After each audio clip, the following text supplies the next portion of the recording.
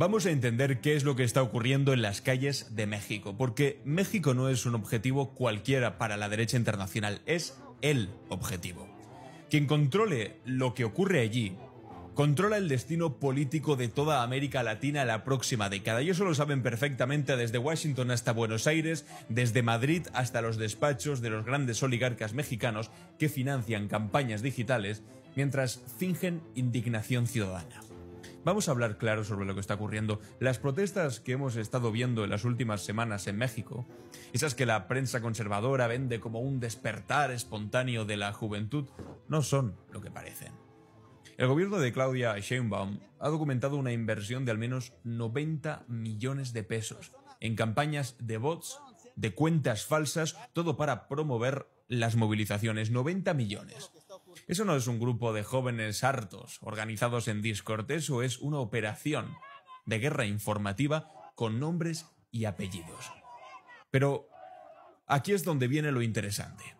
Cuando revisas quién está detrás, encuentras siempre los mismos rostros, siempre los mismos nombres. Ricardo Salinas Pliego, el multimillonario que debe más de 48.000 millones de pesos al fisco mexicano y que ha decidido convertir su deuda fiscal en una cruzada anticomunista que trascienda a todo el país. Fernando Cerimero también, el operador argentino especializado en campañas de bots y en manipulación emocional que trabajó para Javier Milei.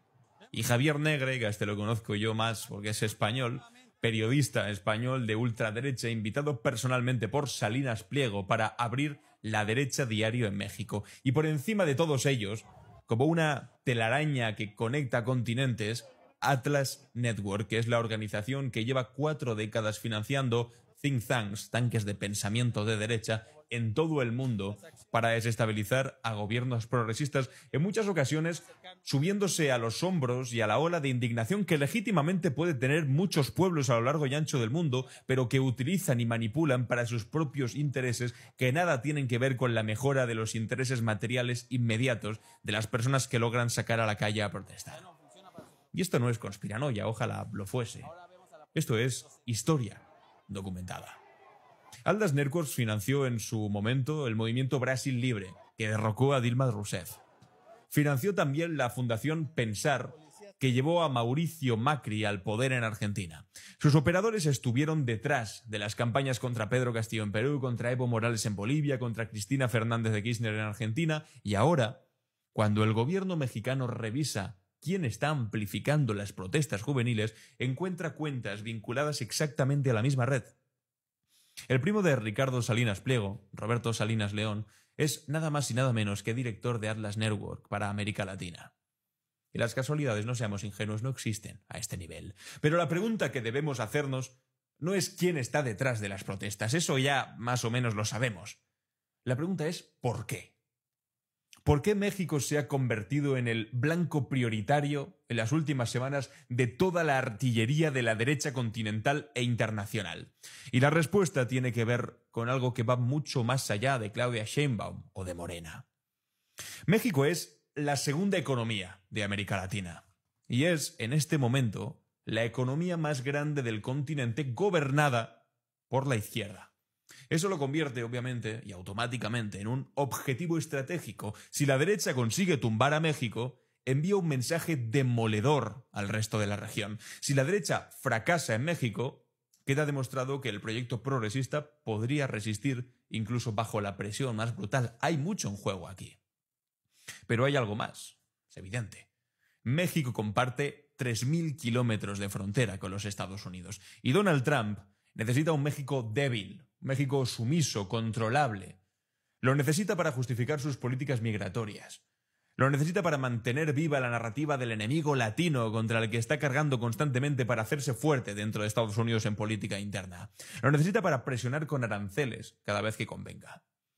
Donald Trump ha impuesto aranceles del 25% a productos nacionales mexicanos. Ha amenazado con llegar a subirlos al 30%. Ha escrito cartas a Sheinbaum diciendo que lo de México no es suficiente, que tienen que hacer más por los Estados Unidos. Ha utilizado la crisis del fentanilo y la migración como excusas para una guerra comercial contra todo México que tiene un objetivo mucho más profundo. que es doblegar a un gobierno que se niega a arrodillarse. Le encantaría que Sheinbaum hiciese como Milei y que fuese corriendo a Nueva York o a Washington a arrodillarse y decir: usted es mi mejor amigo y voy a hacer lo que usted me diga, pero no lo hacen. Y ahí está la clave de todo esto. México no se ha arrodillado. Sheinbaum ha respondido sin una dureza de enfado ni insultos, pero sí con firmeza diplomática. Ha negociado plazos, ha defendido algo básico que debería ser, que es la soberanía, sin romper relaciones, y eso desespera a Washington, tanto como desespera a la derecha continental.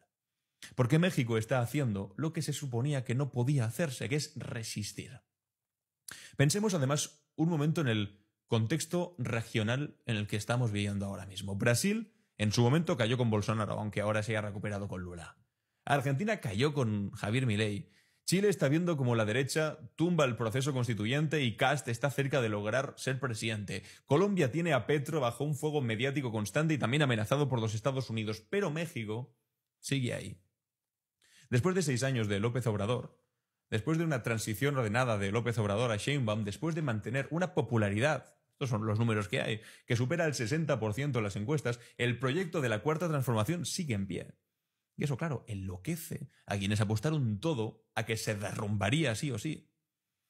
Hay un dato que la derecha internacional no consigue digerir. Y es que Sheinbaum es hoy la líder progresista más sólida de todo el continente americano. Es más estable que Petro, que gobierna sin mayoría parlamentaria, es más fuerte que Lula, acorralado por una derecha judicial y mediática que no le da tregua y que es muy fuerte, a pesar de que ahora haya conseguido volver a meter a la cárcel a Bolsonaro, que intentó fugarse el otro día. Y está más cohesionada, desde luego, que la de Boric, en Chile, al que le han dinamitado todas las reformas estructurales que pretendía. México, de alguna manera, es la columna vertebral del progresismo latinoamericano, y tumbar esa columna significaría, por supuesto, tumbar el bloque entero. Por eso aparece Vox, que es el partido de extrema derecha español, también me lo conozco bastante bien, opinando sobre México como si fuese un asunto suyo. Santiago Abascal, líder de la extrema derecha española, llamando a Sheinbaum comunista, acusándola de nombrar narcoabogados como jueces, exigiendo que España no se disculpe jamás de la conquista porque fue una gesta civilizatoria. Vox ha presentado proposiciones en el Congreso español para reprobar a diputados que asistieron a la toma de posesión de Sheinbaum. Es decir, un partido español, a miles de kilómetros de México, intentándose meter en la política interior del país con una agresividad que solo puede explicarse por intereses que van mucho más allá de la simple retórica. Por supuesto, también por eso, Javier Milei no pierde oportunidad de atacar a México. El presidente argentino, que promocionó, por cierto, una criptomoneda fraudulenta con sus propias redes sociales que dejó a miles de inversores arruinados, ahora se atreve a ir por ahí dando lecciones de gobernanza a un país que, además, está atrayendo inversión extranjera récord. Mientras lo que hace su hermana, la hermana de Milei, es quedarse con el 3% de la Agencia Nacional de Discapacidad. En el tercer trimestre de 2025, México captó 41.000 millones de dólares en inversión extranjera directa, que es un aumento del 15% respecto al año anterior. Mientras Milei, supuesto líder liberal que sabe mucho de economía, pues destroza el Estado argentino y su hermana se queda al 3%, México construye parques industriales y atrae a empresas de semiconductores, de inteligencia artificial, de energía renovable. El comunismo no funciona. Están siempre con la caricatura de Sheinbaum es narco y comunista, las dos cosas al mismo tiempo. Es que es ridículo, las excusas que ponen. Pero claro, eso no encaja con el relato. El relato dice que el socialismo arruina países, que la izquierda son hambre y piojos. El relato dice que los gobiernos de izquierda son corruptos e ineficaces, que solamente el libre mercado sin regulación alguna, que eso es siempre la regulación pero de los poderosos, solamente puede traer prosperidad a ese libre mercado. Y México está desmontando ese relato día a día. Por eso hay que atacarlo, por eso lo atacan. Por eso hay que inventar marchas, por eso hay que inflar protestas con bots pagados, por eso hay que convertir el asesinato de un alcalde en una crisis de régimen. Porque si en México funciona, la mentira se derrumba y no pueden permitir que eso ocurra. Y claro, les funciona. Y eso es lo que más les duele. El gobierno de la Cuarta Transformación ha reducido la pobreza en millones de personas. Queda mucho por hacer, por supuesto. ¿Es todo maravilloso? Desde luego que no. Hay cosas que son horribles. Hay partes del Estado que siguen estando controladas por unidades paramilitares violentas, que son sitios en los que no se puede ir. Hay 1000 cosas que hacer, por supuesto. Pero la solución no es vender el país a cachitos a Estados Unidos o plegarse a lo que digan líderes internacionales. Es defender la soberanía e ir avanzando en una línea soberana, poco a poco, hacia un país mejor.